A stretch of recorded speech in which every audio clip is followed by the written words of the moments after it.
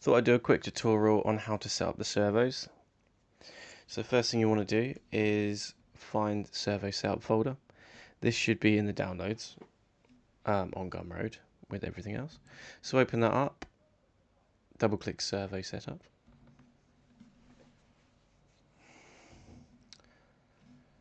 And ignore all of this crap. Probably won't have that. So the first thing you want to do is upload this to the board. So I'm going to need this cable. It's a USB-C cable. You just want to plug that in. Plug that into the board, like that. If it's a brand new board, you'll see the default software on there. But we can just overwrite that, that's fine. So click Control U to upload the software. And when you're doing that, what you want to do is hold down the boot button when this sketch is almost compiled. Otherwise, what will happen is it just won't upload. And you don't want that. So yeah, it takes a little while. Sketch is a fair size. Especially if this is the first time you've uploaded this exact sketch. Because it has to recompile. So if I hold down the boot button now, what will happen is you'll see dots appear. Once you get about 4 dots, you can release the boot button and it should be fine. So about now, you'll see that. You'll probably just say the same thing on the OLED. It is the same software, so.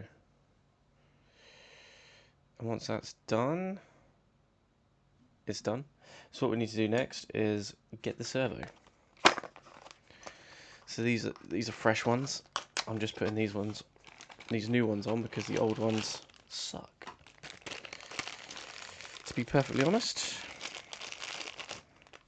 sorry Waveshare, but it's true. Don't need those brackets, we've got our own. Need them. Need one of these cables, they're both the same. So take this one and just plug it in. Just bear in mind you will have to power the servo driver board. So you're going to need a power supply. Okay, like that. Cool. I'll plug that in. I didn't realise the ends of these cables are slightly different. Cool, that's in. So like I say, you need to power it. You need a barrel jack, 2.1mm barrel jack, 5x5. Just plug that bad boy in. And then you just need to click reset. And what you'll get on the screen, if you open the serial monitor, you'll see, should have opened the serial monitor first, then click reset. You'll see that the default number ID is 1, but for this servo we want to change the ID. That's the first thing we need to do. So if we look at the diagram, we're changing the legs servos. So I want servo 21. So what I'll do next is just type in 21 and click enter, and it will assign the new ID and move the servo to its center, which is 2048. The next thing we need to do is add the servo horn or radial horn, whatever you call it. Just add that, because what you'll find is it probably won't be perfectly centered, as I found on every single one. So I've found a way around that. I'll just show you. So put this on as straight as we can.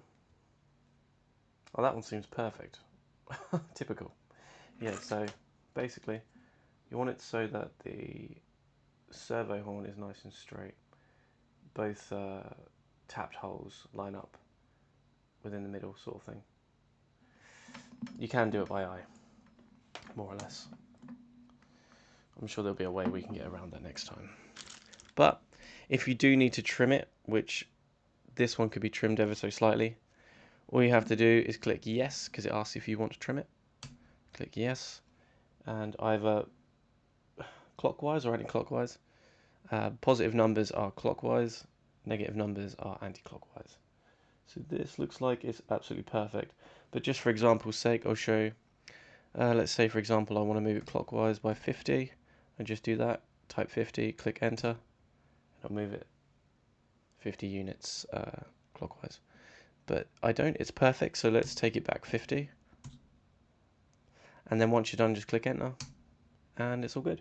Saves that new position as the servo center, saves it to the EEPROM, etc. So it's all good to go.